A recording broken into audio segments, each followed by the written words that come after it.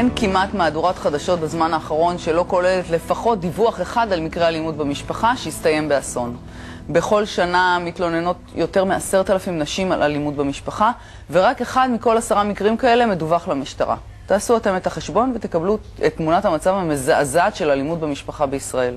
שלום לנורית שילה בן ארוש, מטפלת פרטנית זוגית ומשפחתית. שלום, בוקר טוב. אולי נגדיר קודם מה נכנס בכלל לקטגוריה של אלימות במשפחה, הרי לא כל ויכוח וצעקות ייכנסו לקטגוריה הזאת, אני מניחה. נכון. אז מה כן?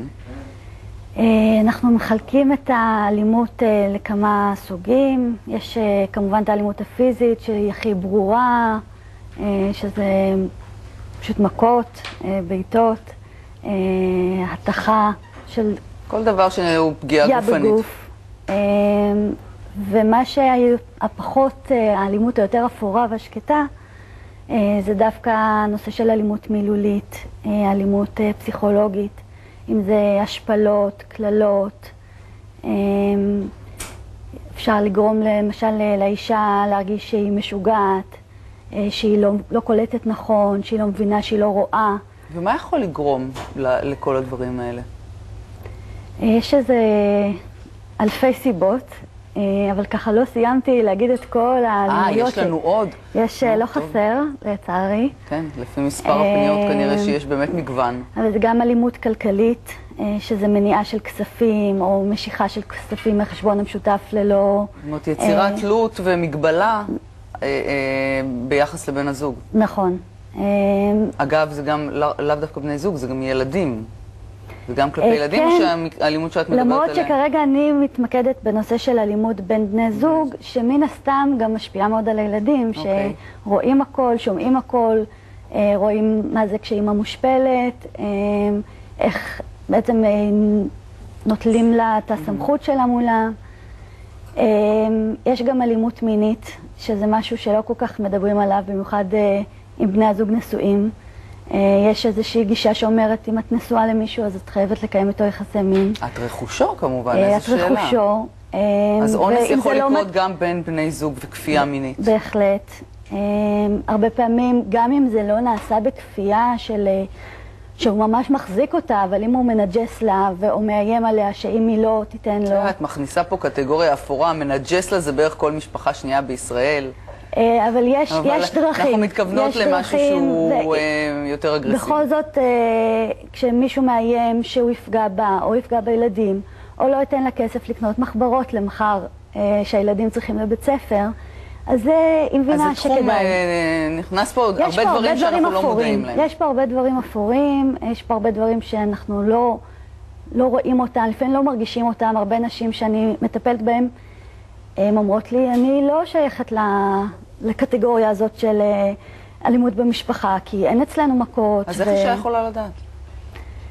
אני חושבת שהיא... מה זה איך אישה יכולה לדעת? אם היא תדע, היא גם תדע שזכותה להתלונן. אני חושבת שזה עניין של הרגשה. כשאת מרגישה שאת מפחדת, כשאת מנסה לחשב את הצעדים שלך, מה אני אעשה היום כדי שהוא לא יתרגז, איך אני אתלבש, מה אני אכין, האם אני אנקה את הבית או לא אנקה את הבית, האם זה מספיק טוב. שהתחושה היא פחד. כן, שיש כל הזמן איזושהי דריכות, איזשהו מתח, לראות מה מוצא פיו, מה קורה. ואם האישה עצמה לא מזהה את זה, אנחנו מבחוץ, אני מתכוונת אנשים קרובים לה, קרובי משפחה, חברים קרובים, כן יכולים לזהות? יש איזה סימנים שאת יכולה לתת לנו כאנשים קרובים שאנחנו יכולים... קשה לזאת, כי זה בעיקר בתוך כותלי הבית, אבל למשל פתאום אישה שמתחילה להתרחק מהמשפחה שלה. מהחברים שלה? מהחברים שלה, מהחברות שלה. בדרך כלל, ככה מי שדואג לנתק את הנשים מהסביבה שלהם, מהמקורות תמיכה שלהם. אני היחיד שיכול לעזור לך, רק עליי אפשר לסמוך, לא כדאי לך, תתרחקי מהם, משפיעים עלייך לרעה, הם מכניסים לך רעיונות לא טובים לראש. ככה... אני מניחה שמתייעצות איתך נשים, אולי גם גברים שסובלים מאלימות במשפחה. זה איזשהו מין מעגל כזה, כי הרבה פעמים, אני מקודם שאלתי אותך על הסיבות, אני מניחה שבחלק מהמקרים זה כאלה שסבלו מאלימות בילדותם בבית. זה כמו מעגל כזה שלא נגמר, כי זה גם ימשיך הלאה. אפשר לצאת מהמעגל הזה? אפשר מאוד לצאת מהמעגל הזה. אם לא מטפלים בזה, זה באמת משהו שעובר מדור לדור בצורה מפחידה. אבל בהחלט אפשר לעצור את זה. גם האישה יכולה לעשות צעדים, כי גם היא יודעת בדיוק איך, מה שנקרא, להפעיל את הבעל. אז מה הצעדים? מה הדבר הנכון? אני מניחה שזה נשים שהן לא בדיוק יושבות עכשיו נינוחות וחושבות את זה, הן מפחדות, הן חוששות לפנות, הן מפחדות מהתגובה של הבעל אם הוא יגלה, הן חוששות מהתגובה של הסביבה, והן אולי גם חוששות לתייג את עצמם בתור אישה שחובה אלימות. מה אם את צריכה לייעץ לנשים בבית שחוששות שהן נמצאות במצב הזה או יודעות? מה הן צריכות לעשות? קודם כל לפנות לעזרה, לא להישאר לבד. למי? יש מרכזים, כמעט בכל מרכז עירוני, יש מרכזים לטיפול ומניעת אלימות במשפחה. אנחנו גם יופיע על המסך עכשיו מספר החירום למי שרוצה לפנות. שם אפשר, בהחלט יפנו אותם למקום הנכון שיתאים להם. יש שם אנשי מקצוע שזו אומנותם. שומרים שם על סודיות מלאה. אם היא לא תרצה שהבעל ידע על הפנייה, זה נשמר בסודיות. וממש מנחים אותה צעד אחרי צעד מה לעשות, לאן לגשת, למי לפנות. כן, וגם בודקים איתה מה היא רוצה, כי יש נשים שמעוניינות להמשיך בזוגיות, ואז לראות איך לעזור להם שמה, להקטין, איך לשמור על עצמן, מה לעשות, איך לזהות שזה מתחיל ככה להסלים.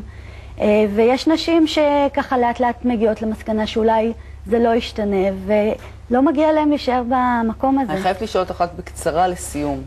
נשים שאת מכירה שעברו את זה ועבדת איתן, הצליחו להתחיל את החיים שלהם מחדש ולחיות טוב יותר? בהחלט כן.